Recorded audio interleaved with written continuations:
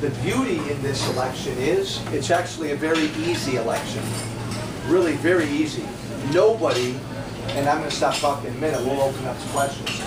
Nobody this year should be confused about where you are. Look at Walsh and Duckworth. If you vote for Walsh, we are going to repeal Obamacare in January as soon as Romney gets elected and we take over the Senate. We will repeal Obamacare. If you vote for Duckworth and you want to put Nancy Pelosi and the Democrats back in charge, you are going to keep Obamacare, you are going to expand Obamacare, and you're going to eventually have full government-run health care in this country. That's what I believe. And no matter, so all you got to do as voters, all we got to do as voters is just figure out where you stand on that issue.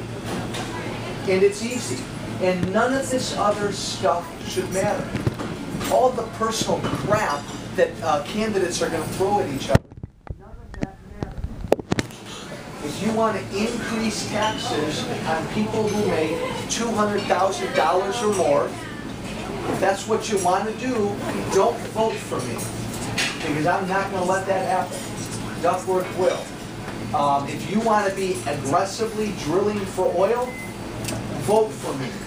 Don't vote for Duckworth. You could literally write down the top 4 or 5 issues in this country, and you just figure out where you stand. And nothing else matters. Not what I look like, not what she looks like, not how tall Obama is, not how tall Romney is. None of that matters. We better be smart this year, because this country we love, and we all love it, Democrat, Republican, and everybody in the middle, we all love it. This election is going to decide the direction this country goes. It's that important. So treat it that importantly. Don't vote this year on things that don't matter. You know where I stand on issues. And if you don't like where I stand on issues, even if you like me, and even if you like the fact that I'm always out here like this, don't vote for me.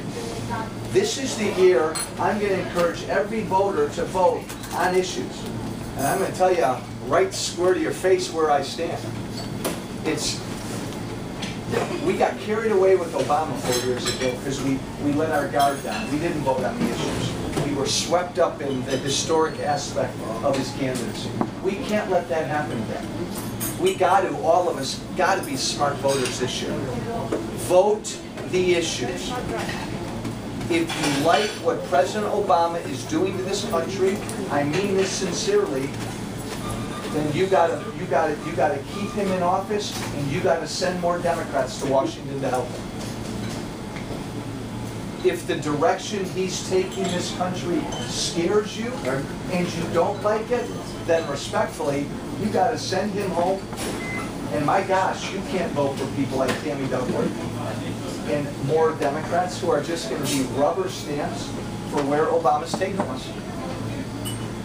It's hard to run for office. It's hard to be a congressman because, look, everybody's taping every word Joe Walsh says, even in a tiny little diner like this.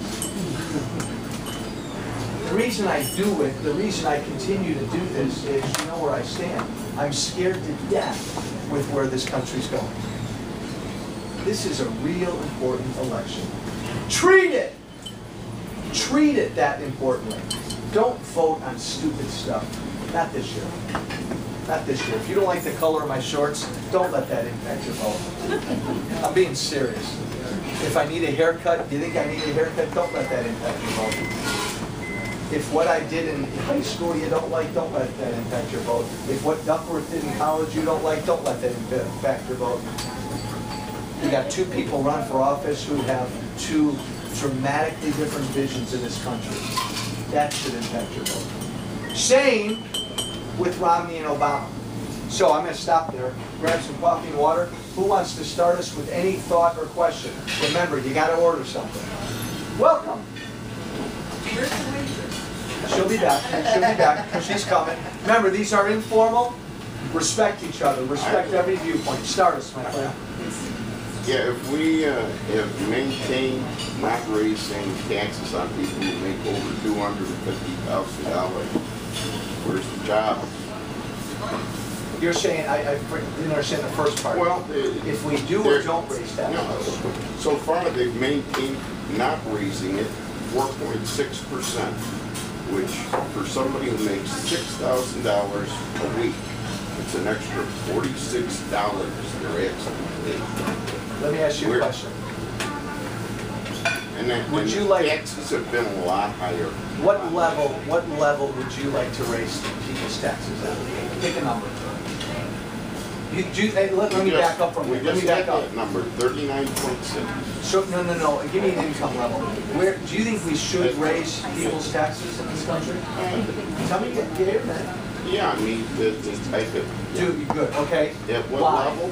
Before you get to the level, tell me why. At what level? I guess it's a matter of means. And historically, that rate has been a lot higher. I'll fight with you on that a little bit, but answer me this. Why right now should we raise anybody's taxes? It's a legitimate viewpoint, but you tell me why. Why should we raise anybody's taxes right now? That. Oh, to help with the debt. And need with fund programs. Okay, so raise people's taxes to help pay down the debt. Our friend. Well, okay, even if we're not going to pay down the debt, to keep programs funded. To me, it's neither or. Okay, so raise people's taxes to keep government revenues in there, so all the government can be funded. And I'm not saying don't cut wages. I'm saying okay. This is a return to a previous level. Let's pop this around a little bit. And it's an extra $46 for somebody who makes $6,000. Who raise taxes now? Yay or nay? Good idea. Why? On who? What? Go ahead. Nay. People are foreclosing. People that have earned the money to have their house, they deserve. That's their money. They deserve that house. I may or may not agree with that lifestyle, but so be it. It's their money. It's theirs to use. We don't need another foreclosure. We don't want town to be a ghost town. We don't want more people on the street at whatever social. Well, let's back up from that. Well, I think now I'll come to you. Let's back up and ask the more important question. What's the biggest problem facing the country right now? Let's narrow this down. Jobs. Okay, so here we go. Americans aren't working. Jobs. Good Size of the government. Let me rephrase size of the government. We're broke. Does everybody in this room, even a Republican and Democrat, even my friends who are taping me, who don't agree with me politically, we all acknowledge that our country is broke. Do we all acknowledge that? Yes. We acknowledge that. Okay, so Americans aren't working and we're broke. Is that a good way to sum up the biggest problems in the country right now? Yeah. Or do I need to add something to that? Yes, sir. Our government is insanely too big. Yes. And it's using the tax revenue to make us poorer. I am poorer because the Department of Energy restricts the amount of energy we have, so the price goes up. I'm poorer because the Department of Agriculture pays farmers to grow fewer crops. If we stopped doing the stupid stuff that makes us poorer, we would not have to raise taxes. Time out. Let me back up. You're right. Before we go down that road, let's get with what we have. We got one. This is probably the only point of agreement in this room, and then let's drill down from there. I think you're right that this election is about the fact that we are broke and we're not working. Now, I didn't know Obamacare has a lot to do with that, but we're broke and we're not working. Okay, you guys are in government. What should your government do about the fact that we as a country are broke and we're not working? What do you want your government to do? Yes, ma'am. 10% cut in every department across the board. So you want major cut in government spending. What government does? Yes, ma'am. Get rid of some departments. Get rid of subsidies. We don't need the agricultural to subsidize. They control how we eat. They control the industry, food industries. Okay. All these subsidies, underhanded paybacks, agreements with people, individuals I know. No, you're doing great. It's just my time out. You're right. So to categorize you, it is government spending too much, cut spending, and maybe even eliminate a lot of what Give government us the does. responsibility. We can handle our own lives. Okay, so limit government, cut government spending. We're broke, we're not working. What else do we do? You have to lower taxes, especially on the business. Why would you lower taxes right now? Yes, To spur on, yes. We're not spur on the competitive. jobs. We're not competitive internationally. We have the highest tax in the world. Who creates jobs in this country? The S corporations. Who creates small jobs in this business, country? Small Wow. business. Huh? Nobody right now, is that what you're saying? Government right now. Yeah, right now government's growing. Okay, generally, when America is working and we're doing as we should do, how are jobs created in this country? Who creates jobs? Business owners. Business owners. What types of businesses typically create the most jobs in this country? Small business owners. So mom and pops in Elmhurst, Villa Park, Elk Grove, Schaumburg, Palatine. People out here create jobs. Now, we may lose some people in the room because fair is fair. President Obama doesn't believe that. President Obama believes Washington creates jobs, which is why he did what he did 3.5 years ago. Remember, folks, Obama didn't create the mess, right? He came into office with a big mess on his desk. We weren't working, the economy wasn't growing, and we were broke. So then what President Obama did was, because he thinks Washington creates jobs, he borrowed a lot of money, spent $1 trillion to try to stimulate the economy. Hold on. That's his mindset. That's what he believes. Ronald Reagan came into office 30 years ago. We're not all that old. We still remember Reagan. Same deal. Reagan had a big mess on his desk.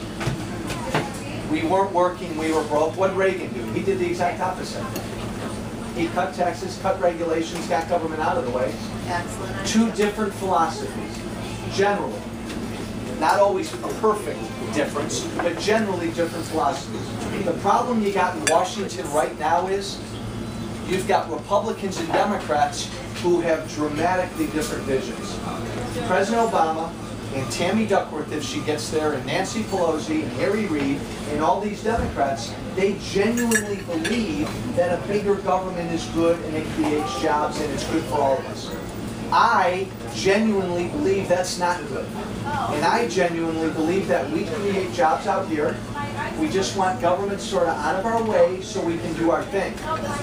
That's why we're fighting so much, because this is a big, big difference. Yes, sir. Yeah, beyond just the current economic situation, the economy and industries changing.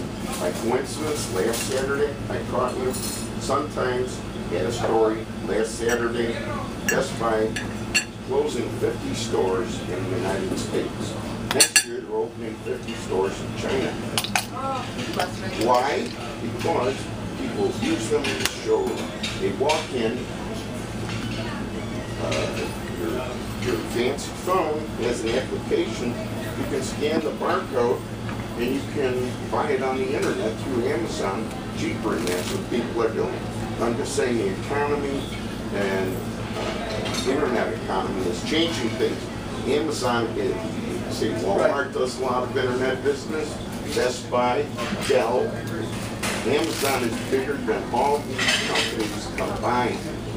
And you can't blame that on Obama. No, you're right. Here's our job creators. Best Buy only had a 2% increase last year. The chairman of the board and the board of directors increased their salary $47,000 from $14 million combined. They went to $20 million. There's our job creators. We refuse to increase their tax a whole $46 per thousand. Why don't we just make their anything old? Wait. Welcome, folks. Welcome. Why not eliminate taxes over $250,000? Leave them. Don't make them pay anything. Let me ask more you, money, they'll create more jobs. How many jobs can you create on $46? Give me a reform then. Okay, you're in charge. You're me. You're in Congress. What do you want your government doing to create jobs? You tell me. Is it just raise taxes on business owners?